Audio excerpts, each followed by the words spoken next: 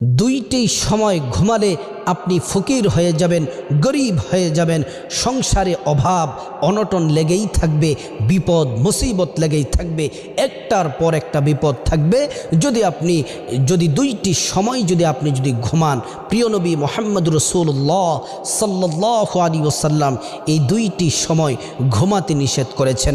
আল্লাহর রাসূল সাল্লাল্লাহু আলাইহি ওয়াসাল্লামের প্রতিটি কাজ, প্রতিটি কথা আমাদের প্রত্যেকের অনুসরণীয়, অনুকরণীয়। আল্লাহর রাসূল বলছেন, মাগরিবের নামাজের পর থেকে এশারের আগ পর্যন্ত এই সময়টাতে তোমরা ঘুমাবে না।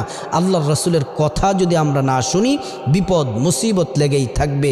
তাহলে মাগরিবের পর থেকে এশা পর্যন্ত পরিবারের কাউকে ঘুমাতে দিবেন না। দ্বিতীয় নাম্বার হচ্ছে ফজরের নামাজ না পড়ে ফজরের সময় ঘুমিয়ে থাকা এবং ফজরের পরে ঘুমানোর অভ্যাস করা। ঘুমানো, এই দুইটি সময় আপনি ঘুমান